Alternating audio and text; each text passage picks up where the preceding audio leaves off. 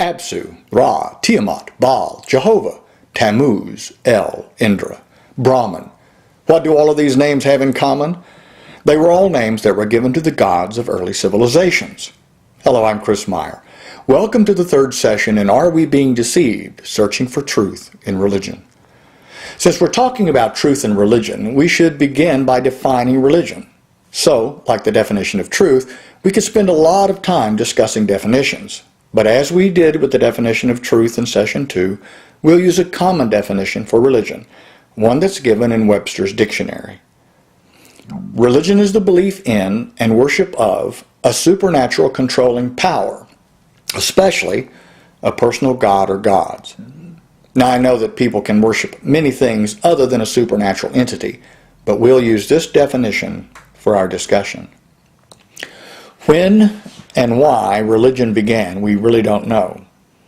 Marcel Elad, in his book, A History of Religious Ideas, says that there is archaeological evidence that some form of primitive religion, that is, the concept of a god or gods, can be dated back 30,000 years.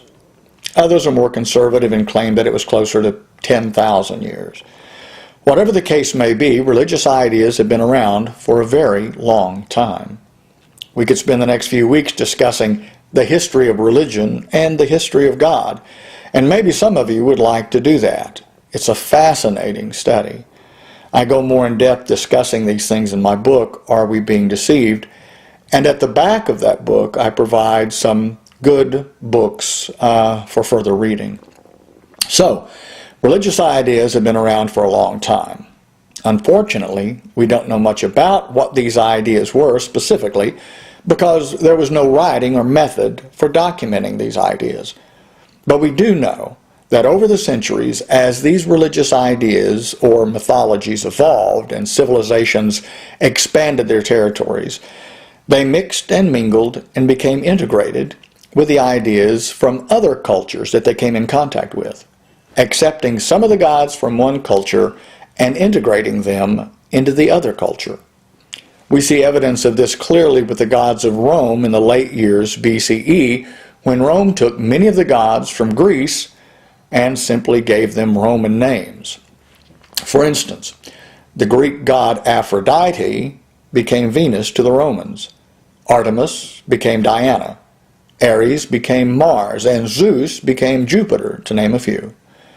These gods and philosophies blended until we have what exists today, a handful of mainstream religions that are an amalgamation of those ancient mythologies that have been part of our rich religious history. If you study the history of religion, you'll be amazed at how many ancient mythological themes pop up in Christianity, Islam, and Judaism. For instance, there are at least a dozen creation stories passed down through antiquity, and at least a dozen flood stories. These are all stories that share many similarities. Which stories came first is a matter of debate. We'll discuss these similarities more in a later session. And let me note here that what I mean by mythology is not a fairy tale or a legend or something that is not true. A mythology is simply a collection of stories or beliefs belonging to a particular cultural tradition. So, we know from history that the concept of God has been around for a very long time. And we know that every civilization had its particular god.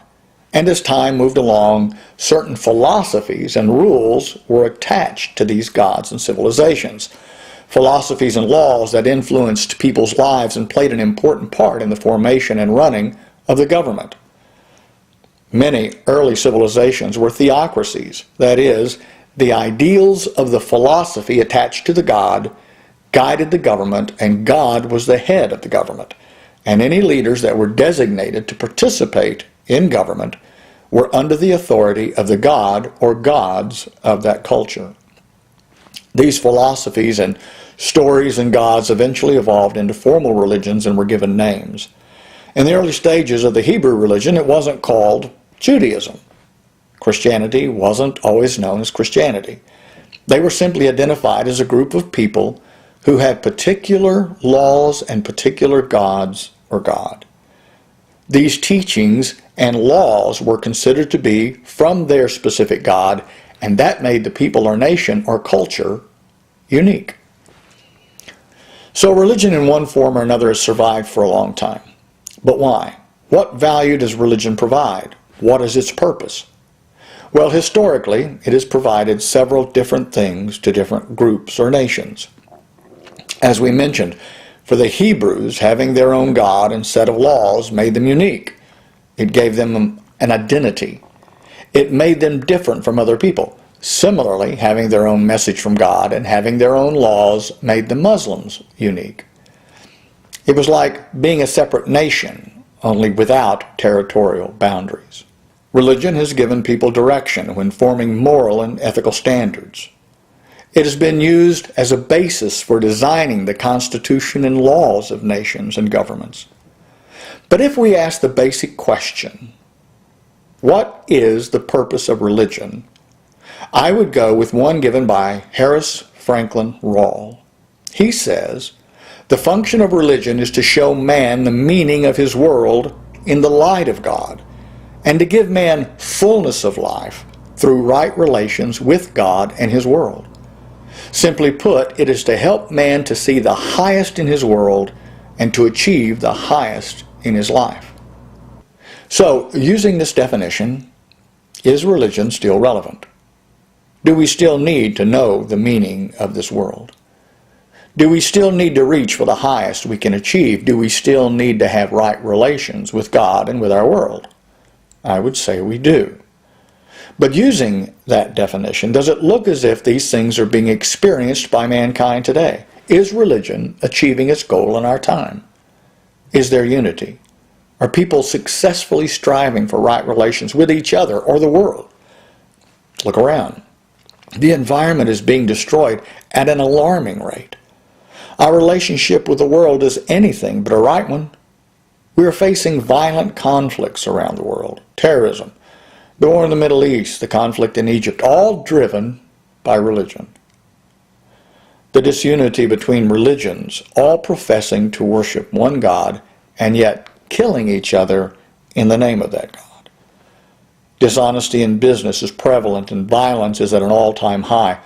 Are we striving to achieve the highest we can be? All of these things dramatically indicate that we are headed in the wrong direction. So is man failing religion, or is religion failing man? That's the topic of our next session.